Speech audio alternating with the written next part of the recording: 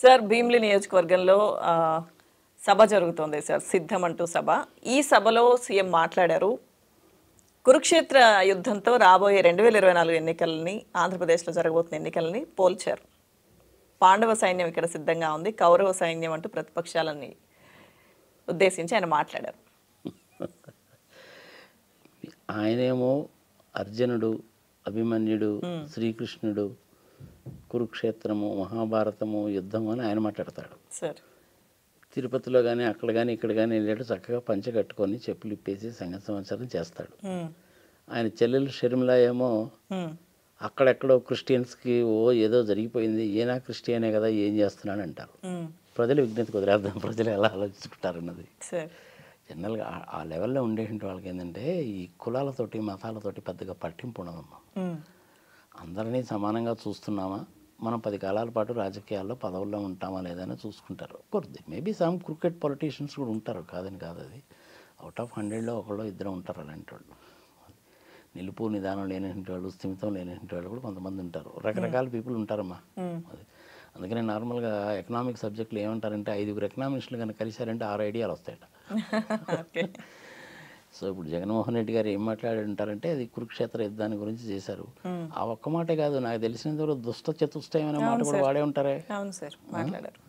అది కూడా అనే ఉంటారు. మీ చంద్రబాబు నాయుడిని, పవన్ కళ్యాణ్ మీద విమర్శలు కూడా చేసే ఉంటారు. వెన్నుపోటు పొడిచినటువంటి వాడిని మీరు ఎలా నమ్ముతారు, ఎలా ఓటు వేస్తారు, రుణమాఫీ చేస్తానని చెప్పి చేయనటువంటి మనిషి ఎలా నమ్ముతారు, గవర్నమెంట్ ఫండ్స్ని పసుపు కుంకుమ పేరు చెప్పి చివరి మూమెంట్లో ఇచ్చినటువంటి వాడిని ఎలా నమ్ముతారు, ఏమీ అనుభవం లేనటువంటి ఆయన కొడుక్కి 3 మంత్రి పదవులు ఇచ్చినటువంటి ఆయన్ని ఎలా నమ్ముతారు, ఇలాంటివన్నీ ఏదో చాలా చాలా చెప్తూ ఉంటారు. నేనేమంటానంటే ఈ సభలో 34 కాన్స్టిట్యున్సీస్కి సంబంధించినటువంటి సభ, 3 లక్షల మంది వస్తారని చెప్పి ఎక్స్పెక్ట్ చేశారు. ఆ స్టేజీ, ర్యాంపు సంగతి సంవత్సరం చూశాను. 350 మీటర్ల పొడవు ఉండేటువంటి ర్యాంపు, కొంచెం ఎత్తులో ఉండి అటుపక్క ఇటుపక్క blue colour chairs, white colour chairs వేసి 34 నియోజకవర్గాలను కూడా డివైడ్ చేసి కార్యకర్తలతో మాట్లాడుతూ పోతాడు. 70 ఫీట్ విడ్త్ కూడా ఉంటుంది సంగతి సంవత్సరం అనేది. ఇవన్నీ డైమెన్షన్స్ అనుకో, వదిలేయండి, చేసుకుంటారు. రాజు తలుచుకుంటే దెబ్బలకు కొదవ, అదేం పెద్ద ఇదేం కాదు. అది పార్టీ ఫండ్లో నుంచి ఖర్చు పెడతారు, చేస్తారు. That is a different thing. వేరే వాళ్ళని గురించి విమర్శించాల్సినటువంటి అవసరం లేదు. ప్రజలకు చాలా విజ్ఞులు, ప్రజలకు అన్ని సంగతులు తెలుసు. జగన్మోహన్ రెడ్డి చెప్పింది వింటారు, నేను చెప్పింది వింటారు, నువ్వు అడిగింది వింటారు, మోడీ చెప్పింది వింటారు, చంద్రబాబు నాయుడు చెప్పింది వింటారు, లోకేష్ బాబు ప్రశాంత్ అత్త అన్న కానీ నవ్వుకుంటారు, వింటారు. జగన్మోహన్ రెడ్డి గారు చేయాల్సింది ఏంటంటే ఆయన ఏం చేయదలుచుకున్నాడు చెప్పాలి, చివరి మూమెంట్ కాబట్టి. ఇప్పటి వరకు ఏం చేశాడో చెప్పాలి. అవి 2 చెప్తే చాలు. అప్పుడిప్పుడో పాదయాత్ర చేశాడు, అయిపోయింది. అధికారంలోకి వచ్చాడు. 67 సీట్లు ఆయనకు వచ్చి 23 లాగేసుకున్నా కానీ మనిషి భయపడలేదు. దడిచే రకం కాదు. పార్టీలో నుంచి ఎవరైనా వెళ్ళిపోతున్నారన్నా కానీ, ఇది ఆర్కే లాంటి వాళ్ళు వెళ్ళిపోతున్నారన్నా కానీ దడిచే రకం కాదు. నేషనల్ కాంగ్రెస్ తోటి, సోనియా గాంధీ ఆమెతోటి కూడా విభేదించి బయటకు వచ్చి పెట్టుకునేటువంటి వాడు కాబట్టి దమ్ముగా ధైర్యంగానే ఉంటాడు. ప్రజలకు ఆయన గురించి బాగానే తెలుసు. నేను చేసింది మీకు నచ్చితే నాకు ఓటు వేయండి, point number 1. Why not 175, point number 2. ఈ 2 కదా. ఏం చేయాలో చెప్తే చాలు. పోయినసారి నవరాత్రాలు అన్నాడు, మరి ఈసారి ఏమంటాడో మనకు తెలియదు. వేచి చూడాలి మనం.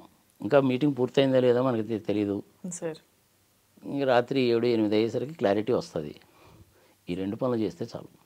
ఇంతకాలము జగన్మోహన్ రెడ్డి గారు నాకు తెలిసినంత వరకు చేసినటువంటి బిగ్గెస్ట్ మిస్టేక్ ఏంటంటే, ఒక 15 రోజులు 20 రోజులు సెక్రటేరియట్లో పనిచేసుకొని ఒక 10 రోజుల పాటు ప్రజల్లో ఉండొచ్చు. ఇంతకుముందు రాజకీయ నాయకులందరూ అలాగే చేసేవాళ్ళు, టూర్లు పెట్టుకొని పోతూ ఉండేవాళ్ళు అనమాట. ఒక పర్టికులర్ దారిలో కనుక వెళ్తున్నారంటే కనీసం ఒక 10 మీటింగ్లు పెట్టేవాళ్ళు. బ్రహ్మానంద రెడ్డి గారి టైం నుంచి చూస్తున్నాను నేను. ఆయన హైదరాబాద్లో కనుక బయలుదేరాడంటే ఒకసారి విజయవాడ మీదుగా గుంటూరు మీదుగా పోయేవాడు, ఒకసారి మాచర్ల మీదుగా పోయేవాడు, మాచర్ల మీద నుంచి పోయేటప్పుడు కూడా ఒకసారి మాచర్ల మీదుగా పోయి అక్కడి నుంచి దుర్గి పోయి, వినుకొండ పోయి, అటు పోయి, ఇటు పోయి, నరసరాపేట పోయి రాత్రికి గుంటూరులో ఉండేవాడు ఆయన. ప్రాక్టికల్గా చూశాను కాబట్టి చెప్తున్నాను. ఇంకొకసారి ఏం చేసేవాడంటే మాచర్ల దగ్గర నుంచి రెండచింతల, గురజాల, దాచేపల్లి, పిడుగురాళ్ళ, సత్తెనపల్లి మీద గుంటూరు పోయేవాళ్ళు. ఒక రూట్ చెప్తున్నాను నేను. అట్లా చేసేవాళ్ళు వాళ్ళు. జగన్మోహన్ రెడ్డి గత 4 సంవత్సరాలు 4.5 సంవత్సరాల్లో ఇప్పుడు కూడా చేయలేదు. దాంతో ఏమైందంటే ఆ గ్రామంలో ఉండి ఆ గ్రామంలో తిరుగుతూ ఆ గ్రామంలో గ్రామస్తులతో మమేకమైపోయి పోలింగ్ బూత్ దాకా ప్రజలను ఒప్పించి తీసుకొచ్చి దగ్గరుండి ఓట్లు వేయించేటువంటి కార్యకర్తలు ఎవరైతే ఉన్నారో వాళ్ళతో ఈయన మమేకం కాలేదు. బిగ్గెస్ట్ డ్రాబ్యాక్ అనమాట. అది ఇప్పుడు మొదలుపెట్టాడు. ఈ సంగతి నేను 6 నెలల కింద చెప్పాను. ఆ వీడియోలు కూడా ఉన్నాయి, లింక్స్ పెట్టండి, జనాలు చూస్తారు.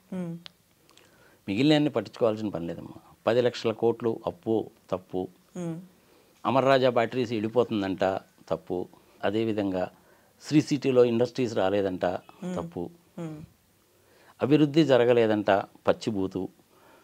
ఇవన్నీ నెగిటివ్ థింగ్సే, ప్రజలకు తెలుస్తూనే ఉన్నాయి. ఇవన్నీ కియా కియా కియా కియా వచ్చింది అన్నారు. మంచిదే, ఎవరు హయాంలో ఉన్నా కానీ పరిశ్రమలు వస్తాయి, ఎవరు ముఖ్యమంత్రులుగా ఉన్నా కానీ ప్రాజెక్ట్స్ అనేటువంటిది జరుగుతూనే ఉంటాయి. రాజశేఖర రెడ్డి గారు మొదలుపెట్టినటువంటి పోలవరం ప్రాజెక్ట్ అనేది ఇప్పటికీ ఇంకా పూర్తి కాలేదుగా. కేంద్ర ప్రభుత్వం వాళ్ళు కట్టించివ్వాలి. వీళ్ళు మధ్యలో ఎక్స్ట్రా వేషాలు వేయడం మూలకంగా వాళ్ళు అనవసరంగా లిటిగేషన్లు పెట్టడం మొదలుపెట్టారు. ప్రాజెక్టు కట్టడానికి డబ్బులు ఇస్తాము, నిర్వాసితులకు ఇవ్వము. సరే, ఆ ప్రాబ్లం కూడా సాల్వ్ అయిపోయింది. సో నిరంతరంగా జరుగుతూనే ఉంటాయి. వెలుగొండకు సంబంధించినటువంటి 2 టన్నల్స్, ఒక టన్నల్ ఓపెన్ అయిపోయింది, ఇంకో టన్నల్ ఓపెన్ అవుతుంది. దాని మూలంగా ఇంచుమించుగా రాయలసీమలో పాపం రాయలసీమ వాసన చూస్తే నిజంగా కళ్ళమ్మడి నీళ్ళు తిరుగుతాయేమో. ఎస్పెషల్లీ అనంతపురం జిల్లాలో 32 సెంటీమీటర్ల వర్షం పడుతుంది. దేనికి సరిపోదు, అసలు తాగడానికి కూడా నీళ్ళు ఉండే వాళ్ళకి. అలాంటి వాళ్ళకి ఇలాంటి ప్రాజెక్టులు ఉపయోగపడతాయి. 4.5 లక్షలకి ఎకరాలకి నీళ్ళు వస్తాయి. ఇంచుమించుగా ఒక 6-7 లక్షల మందికి నిరంతర తాగునీటి సౌకర్యం కలుగుతుంది. మంచి ప్రాజెక్టే కదా. అది మొదలుపెట్టారు, పూర్తి చేస్తున్నారు. సరే, పోలవరం బై డిఫాల్ట్ అయిపోతుంది, కేంద్ర ప్రభుత్వం ఇచ్చే డబ్బులే. వాళ్ళు చేసినట్టు పనికిమాలిన పనుల మూలకంగానే ప్రధానమంత్రి హోదాలో ఉండే ఆయన కూడాను ఏటీఎం లాగా వాడుకుంటారు అన్నాడు ఆయన. సరే, ఇప్పుడు ఇంక ఎలక్షన్లు 2 నెలల్లోకి వచ్చినప్పుడు ఈ కామెంట్స్ అన్నీ ఎందుకు, కానీ కార్యకర్తలతోటి ఈ 2 నెలల కాలంలో కనుక మమేకమయ్యి భుజం మీద చెయ్యేసి నేనున్నాను, మీరు ప్రజలకు ఇది చెప్పండి, చేసింది ఏందో ప్రజలకు తెలుసు, మనం ఇది చేయదలుచుకున్నాం, ఇది చేస్తున్నానని చెప్తే చావు. పవన్ కళ్యాణ్ కానీ, చంద్రబాబు నాయుడు కానీ, లోకేష్ని కానీ, షర్మిలాని కానీ, కాంగ్రెస్ వాళ్ళని కానీ ఎవరిని కూడా పల్లెత్తు మాట అనాల్సిన అవసరమే లేదు. సెక్రటరీస్ చేసుకుపోతారమ్మా పనులు. గవర్నమెంట్ జీవో కనుక ఇచ్చిందని దాని ప్రకారం సెక్రటరీస్ చేసుకుపోతారు. నెలకోసారి నార్మల్గా క్యాబినెట్ మీటింగ్ పెడతారు, ఒకసారి 2 నెలలకు కూడా పెడతారు. క్యాబినెట్ మీటింగ్లో డెసిషన్స్ తీసుకుంటారు, కింద ఉండే సెక్రటరీస్ పాస్ చేస్తే జీవోలు ఇష్యూ చేస్తారు, ఫండ్స్ అలాట్ చేస్తారు, పనులు జరిగిపోతుంటాయి. ముఖ్యమంత్రి అనేటువంటి వాడు పొద్దున్న 9 గంటల నుంచి సాయంత్రం 6 గంటల దాకా ఆఫీసులో కూర్చోవాలంటే నేమేమీ లేదు, కుదరదు కూడా. వాడు పోవాలి కూడా. రాజశేఖర రెడ్డి గారు ఉన్నప్పుడు షార్ప్ 10 o'clock వచ్చేవాడు. సాయంత్రం మళ్ళీ 5:30-6 గంటలకు బయలుదేరేవాడు. పొద్దున్నే మార్నింగ్ 5 o'clockకి ఆయన ఇంటి దగ్గరికి జనాలందరూ వచ్చి నిలబడితే అందరి దగ్గర కూడా వినతి పత్రాలు తీసుకునేవాడు. ఆరోగ్యానికి, విద్యకి సంబంధించిన అయితే దెన్ అండ్ దేర్ పరిష్కరించేవాడు ఆయన.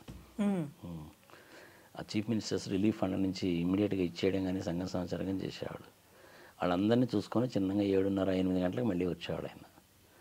దాని తర్వాత ఉండే పార్టీ కార్యక్రమాలు అవి చూసుకొని తిన్నగా 9:30 బయలుదేరితే 10 o'clock కల్లా సెక్రటేరియట్కి వచ్చేవాడు ఆయన అట్లనే చేసేవాడు ఆయన. సూర్య అనేటువంటి ఉండేవాడు కదా, మధ్యాహ్నం భోజనం కూడా సెక్రటేరియట్లోనే ఆయనే పెట్టేవాడు. మన లక్ష్మీపార్వతి గారు కూడా, ఎన్టీ రామారావు గారు మన భోజనం ఇంటి దగ్గర నుంచి ఆమె తీసుకెళ్ళేది, చూసాం కదా మనం. అది కూడా 20 రోజులు ఉంటే చాలమ్మా సెక్రటేరియట్లో, దట్స్ మోర్ దాన్ సఫిషియెంట్. ఆ మిగిలిన 10 రోజులు అనేటువంటిది జగన్మోహన్ రెడ్డి గారు కానీ ఇంకెవరైనా సరే కాక ఈ 4 సంవత్సరాల్లో ప్రజల్లో కనుక మమేకం కనుక అయినట్లయితే 175 వైనాట్ 175 అనేది డెఫినెట్గా జరిగి ఉండేది. ఇప్పటికైనా కొంపలంటూ పోలేదు, మొదలుపెట్టాడు కదా ఆయన అంటుంది. మనం ఇప్పుడు 6 నెలల కిందనే చెప్పుకున్నాం మనం ఈ సంగతి. సో అది ఇప్పుడు మొదలుపెట్టారు. Anyhow be late than ever అని. ఓకే, ఇంకా ఏమేం చెప్తాడో ఏంటో సంగతి సంవత్సరం చూద్దాం.